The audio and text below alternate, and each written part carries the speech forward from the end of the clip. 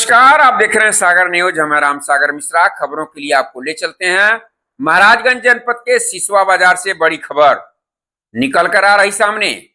जी हां, महाराजगंज जनपद के सिसवा बाजार से बड़ी खबर निकल कर आ रही सामने, जहां मदरसे में तानाशाही का तांडव, प्रबंधक बने छोटा हिटलर, अध्यापक बना चपरासी। महाराजगंज के सिसवा में शिक्षक की गरिमा, तार तार शिक्षा के मंदिर में अपमान की आग।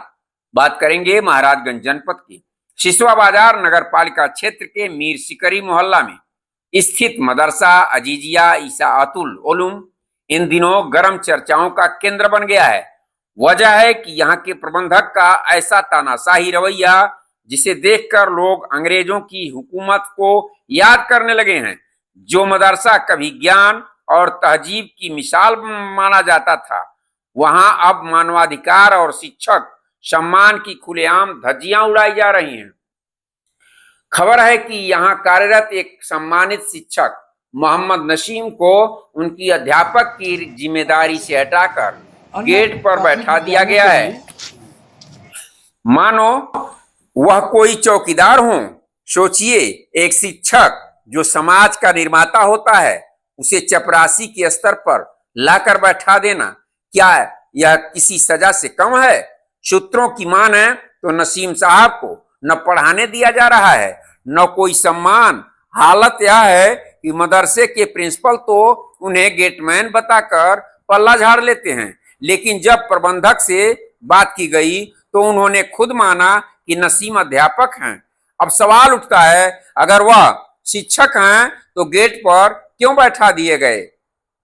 यह विरोधाभास सीधे तौर पर अंदरूनी गड़बड़ियों और तानाशाही रवैये की तरफ इशारा करता दिख रहा है। बताया जा रहा है कि प्रबंधक खुद को किसी तानाशाह से कम नहीं समझते। उनकी तर्ज पर चलने वाला ही ठीक, बाकी सब नकारा। मोहम्मद नसीम के साथ मानसिक प्रताड़ना का ऐसा खेल चल रहा है जो किसी काल कोठरी में दिए गए दंड से कम नहीं। उन्हें न निर्णय लेने दिया जाता है, न अपनी बात कहने का अधिकार है। क्या यही है शिक्षक का सम्मान? जब मामला को लेकर जिला अल्पसंख्यक कल्याण अधिकारी से बात हुई तो उन्होंने बताया कि मामला मेरे संज्ञान में अभी नहीं आया है। जब मेरे पास कोई प्रार्थना पत्र आएगा तो उसकी जांच की जाएगी।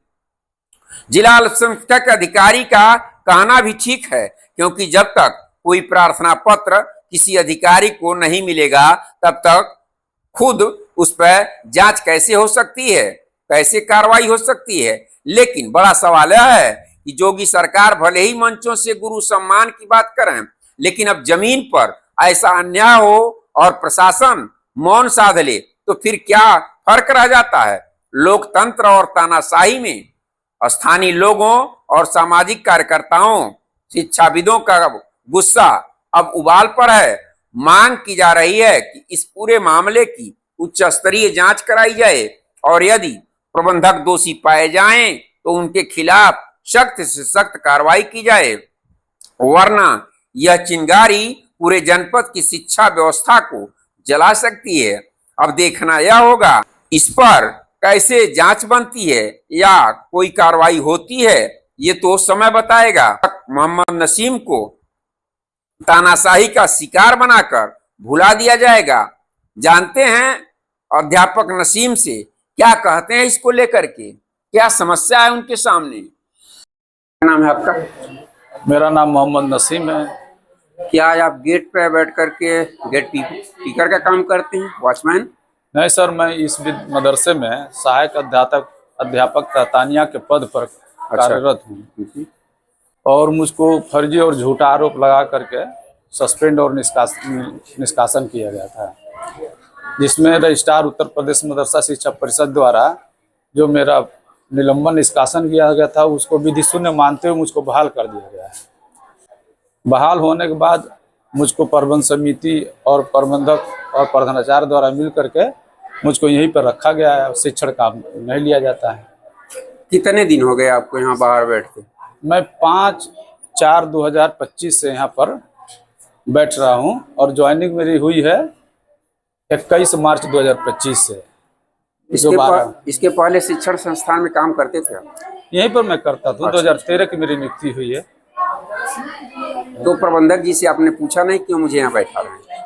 मैं बहुत बार पूछा हूँ, बोल रहे हैं हमका आपसे बैर है, हमसे आपसे टेंशन है, तो मैं यहीं पर आपको बैठाऊंगा, आपको बेइज्जत जलील करूंगा, तो इसलिए यहाँ पर मुझको बैठा के इस तरह किया जाता है। तो मेरे घर में सर, मेरे घर में किसी बच्चे की तबीयत खराब हो जाती है, मैं अपना आकस्मिक अवकाश मांगता हूँ तो प्रधानाचार्य द्वारा मुझको आकस्मिक अवकाश नहीं दिया जाता है। ऐसा कई बार हुआ है, मुझको आकस्मिक अवकाश भी नहीं दिया जाता है। ये सीसी कैमरा यहाँ पर भी लगा और यहाँ पर भी लगा है। मुझको झूठ मूठ में 5/5/2025 को 3 घंटा अनुपस्थित दिखा करके और निलंबन निष्कासन की बार बार धमकी दिया जाता है।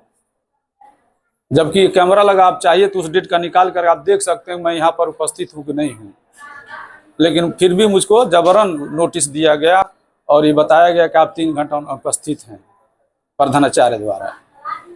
अच्छा, इस समय आप हाजिरी लगाते हैं कि नहीं लगाते हैं? नहीं लगाता हूँ हाजिरी लगती है आपकी? केवल विद्यालय में बच्चों को पढ़ाने नहीं दिया जाता? हाँ, बस शिक्षण कार्य नहीं किया जाता है। और इस वक्त बायोमेट्रिक मशीन बता रहे प्रधानाचार्य खराब हो गई है, तो इसलिए बायोमेट्रिक से नहीं हो पाता 10-15 दिनों से, और अब अध्यापक उपस्थित पंजिका पर ही मेरा हस्ताक्षर होता है। तो के लिए बस इतना, फिर नया अपडेट लेकर होंगे हाजिर। तब तक के लिए दीजिए इजाजत। जुड़े रहिए सागर न्यूज पर राम सागर मिश्रा के साथ। नमस्कार।